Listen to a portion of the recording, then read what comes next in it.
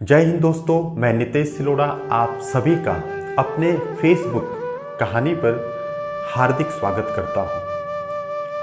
दोस्तों, आज 23 मार्च का दिन है और आज के ही दिन को हम शहीद दिवस के रूप में मनाते हैं। दोस्तों, 23 मार्च 1931 को मां भारती के 3 लाल शहीदे आजम भगत सिंह, सुखदेव और राजगुरु हंसते हुए एक दूसरे को गले लगाते हुए और गीत गाते हुए फांसी के फंदे को चूमकर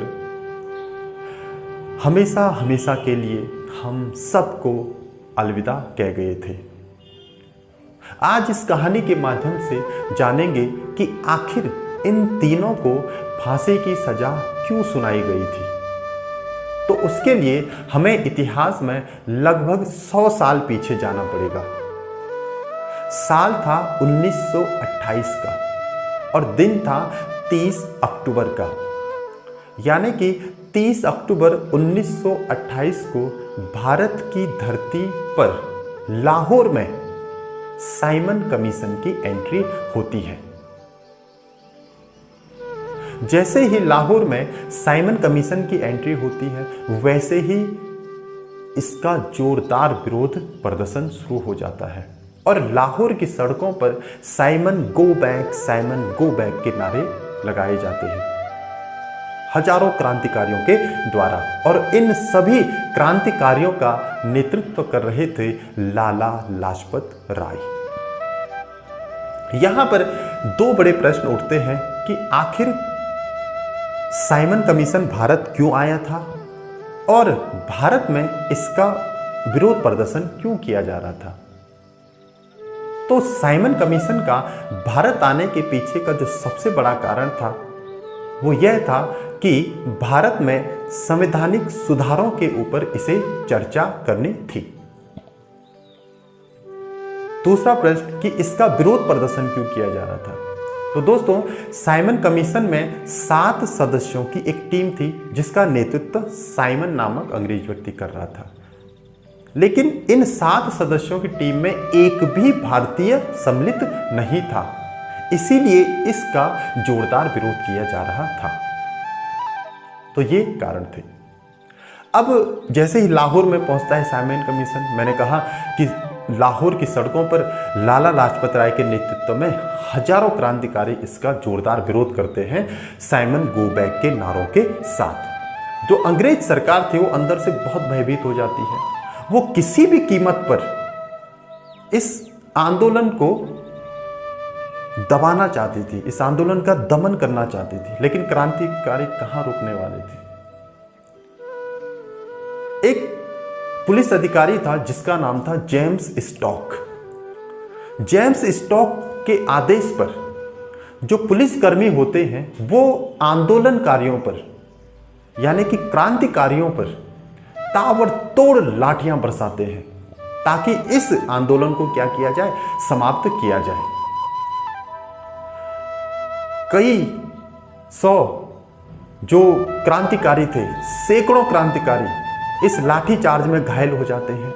यहां तक कि जो नेतृत्व करने वाले व्यक्ति थे लाला लाजपत राय, वो भी बुरी तरीके से इस लाठी चार्ज में घायल हो जाते हैं। जो पुलिस वाले थे वो उनके सिर पर अंधाधुंध लाठियां मारते हैं, इसीलिए वो बुरी तरीके से घायल हो जाते हैं। अंत में लाला लाजपत राय को हॉस्पिटल ले जाया जाता है। कुछ दिन हॉस्पिटल में रहने के बाद 17 नवंबर 1928 को वो अंतिम सांस लेते हैं और हमेशा हमेशा के लिए हमको अलविदा कह जाते हैं। लाला लाजपत राय की मौत जंगल में आग की तरह फैल जाती है। जितने भी क्रांतिकारी थे वो अंदर से बहुत ज्यादा क्रोधित होते हैं और तय करते हैं कि लाला लाजपत राय जी के मौत का बदला लिया जाएगा, यानी कि जेम्स स्टॉक की हत्या करके मौत का बदला मौत से। जेम्स स्टॉक की हत्या क्यों करनी थी? क्योंकि जेम्स स्टॉक ने ही लाठी चलाने का आदेश दिया था। अब एक मजेदार बात यह थी कि जेम्स स्टॉक को कोई नहीं पहचानता था इन क्रांतिकारियों में, लेकिन एक व्यक्ति था जिसका नाम था जय गोपाल। ये जय गोपाल पहचानता था जेम्स स्टॉक को, और इसी ने सूचना दी थी क्रांतिकारियों को कि 17 दिसंबर 1928 को जेम्स स्टॉक जो लाहौर पुलिस मुख्यालय था उससे बाहर निकलेगा सुबह के टाइम पे। जो भगत सिंह, सुखदेव और राजगुरु थे वो 17 दिसंबर की सुबह को लाहौर पुलिस मुख्यालय के सामने भेष बदलकर छिप जाते हैं और इंतजार करते हैं जेम्स स्टॉक के बाहर निकलने की। कुछ समय बाद वो देखते हैं कि एक पुलिस अधिकारी बाइक में बैठकर हमारी तरफ बढ़ रहा है, तो इनको ऐसा लगा कि ये जेम्स स्टॉक ही है। जब आमने सामने आते हैं दोनों, तीन तो ये थे, भगत सिंह, सुखदेव, राजगुरु, और एक उधर से अंग्रेज अधिकारी, तो ये तीनों के तीनों उस पर क्या चला देते हैं, गोली चला देते हैं। वो जो अंग्रेज अधिकारी था, पुलिस अधिकारी था, वो वहीं पे क्या हो जाता है, ढेर हो जाता है। बाद में पता चलता है कि ये जो मारा गया वो तो जेम्स स्टॉक था ही नहीं, ये तो कोई और है, और उसका नाम था जॉन पी सैंडर्स। मतलब सैंडर्स की हत्या हो गई। उस दिन जेम्स स्टॉक की शायद किस्मत अच्छी रही होगी। ये तीनों के तीनों लाहौर से 9-11 हो जाते हैं और छिप जाते हैं। जेम्स पी सैंडर्स की जब हत्या होती है तो पूरे पुलिस महकमे में हलचल शुरू हो जाती है, क्योंकि बहुत बड़ा अधिकारी था वो, पुलिस अधिकारी। अंग्रेज सरकार अंदर से बहुत भयभीत हो जाती है, ये क्या हो गया, इतने बड़े अधिकारी की हत्या हो गई, सड़ेआम, अब तो हम भी मारे जाएंगे। अब इसके बाद क्या होता है कि इस बीच एक और घटना होती है, जब भगत सिंह की क्या होगी, गिरफ्तारी होगी। ध्यान रखना, जब सैंडर्स वध हुआ था तो उसके बाद भगत सिंह, सुखदेव और राजगुरु 9-11 हो जाते वहां से। अंग्रेज कभी भी भगत सिंह को पकड़ नहीं पाई।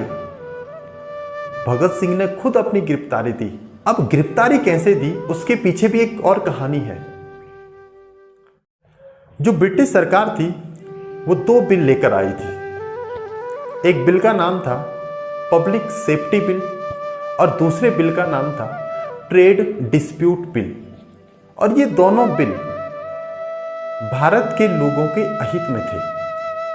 जो ट्रेड डिस्प्यूट बिल था उससे मजदूरों का शोषण किया जाना था, और जो पब्लिक सेफ्टी जो बिल था उससे क्रांतिकारियों का दमन किया जाना था।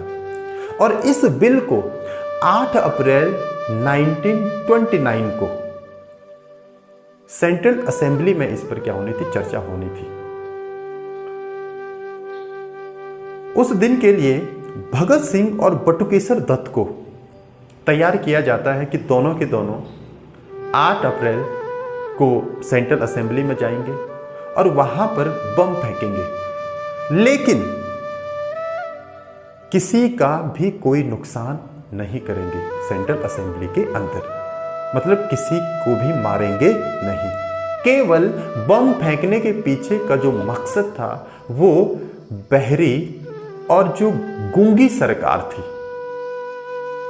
उन तक आवाज पहुंचानी थी अपनी बम के धमाकों से। इसी मकसद से भगत सिंह और बटुकेश्वर दत्त 8 अप्रैल को कहां चले जाते हैं, सेंट्रल असेंबली में चले जाते हैं। मौका देखते ही भगत सिंह और बटुकेश्वर दत्त खाली स्थान पर बम फेंकते हैं, क्योंकि किसी की जान नहीं लेनी थी इनको, केवल अपनी बात पहुंचानी थी सरकार तक। जैसे ही बम फेंकते हैं पूरी असेंबली में अफरा तफरी मच जाती है। साथ में वो पर्चे भी फेंकते हैं जिसमें उन्होंने संदेश लिखा रहता है, और फिर नारे लगते हैं वहाँ अंदर दोनों के द्वारा, मतलब भगत सिंह और बटुकेश्वर दत्त नारे लगाते हैं, इंकलाब जिंदाबाद, इंकलाब जिंदाबाद, साम्राज्यवाद मुर्दाबाद, साम्राज्यवाद मुर्दाबाद। इन नारों के साथ पूरा का पूरा जो हॉल था वो गूंजने लगता है। कुछ समय बाद फिर वहाँ पे पुलिस आती है और उन दोनों को अरेस्ट कर लेती है। फिर एक लंबे समय तक उन पर मुकदमा चलता है। एक और मज़ेदार बात यहाँ पे ये थी कि अभी तक जब उनकी गिरफ्तारी होती है 8 अप्रैल 1929 को, तो तब तक अंग्रेजों को ये पता नहीं था कि सैंडर्स वध भगत सिंह ने ही किया है, यानी कि भगत सिंह, सुखदेव और राजगुरु ने किया है। तब तक कुछ पता नहीं था। उसके बाद जो और क्रांतिकारी थे, जब उनको जेल के अंदर मारा जाता है, बुरी तरीके से उनके साथ व्यवहार किया जाता है, तो उनमें से एक क्रांतिकारी टूट जाता है और फिर वो कहता है कि सैंडर्स वध में भगत सिंह, सुखदेव और राजगुरु सम्मिलित थे। तब जाके अंग्रेजों को पता लगता है कि भगत सिंह, सुखदेव और राजगुरु ने किसकी हत्या की है? सैंडर्स की हत्या की है। तब जाकर इन तीनों को फांसी की सजा सुनाई जाती है सैंडर्स वध में, और तय कर दी जाती है डेट 24 अप्रैल 1931 को। लेकिन तय तिथि से एक दिन पहले, यानी कि 23 मार्च को ही फांसी उनको दे दी जाती है तीनों को, क्योंकि क्रांतिकारियों का इतना ज़्यादा खौफ था अंग्रेजों में। भगत सिंह जी के बारे में एक मज़ेदार बात यह है कि फांसी से कुछ चंद मिनट पहले वो किताब पढ़ रहे होते हैं। किताब पढ़ने का उन्हें बहुत ज़्यादा क्या रहता है, शौक था। तो मतलब इतनी ज़्यादा उन्होंने किताब पढ़ी थी बहुत कम समय में। और किताब भी कौन सी पढ़ रहे थे? लेनिन की आत्मकथा। तो जब जेलर इनके पास जाता है और बोलता है कि भगत सिंह अब चलिए, आपकी फांसी का समय हो चुका है, तो भगत सिंह जी क्या जवाब देते हैं? जेलर साहब थोड़ा इंतज़ार कीजिए, आप नहीं देख रहे हैं कि एक क्रांतिकारी दूसरे क्रांतिकारी से बात कर रहा है। और फिर कुछ सेकंडों के बाद उसी बुक को, उसी किताब को हवा में उछालते हुए जेलर से कहते हैं कि अब चलिए। और तीनों के तीनों एक साथ कंधे पर हाथ रखकर गाना गुनगुनाते हुए, कौन सा गाना था वो? मेरा रंग दे बसंती चोला, मेरा रंग दे बसंती चोला, हो आज रंग दे, हो माहे रंग दे, मेरा रंग दे बसंती चोला। इस गाने के साथ गुनगुनाते हुए तीनों के तीनों आगे बढ़ते हैं और फांसी के फंदे को चूमकर इंकलाब जिंदाबाद के नारे लगाते हुए हमेशा के लिए हम सबको, इस देश को अलविदा कह जाते हैं। मात्र 23 साल की उम्र थी उनकी जब वो फांसी पे चढ़े थे। तो दोस्तों, ये कहानी थी भगत सिंह, सुखदेव और राजगुरु की। किसी और कहानी के साथ फिर से आप लोगों से मुलाकात करेंगे। तब तक के लिए बहुत बहुत धन्यवाद आप सभी का। Thank you so much.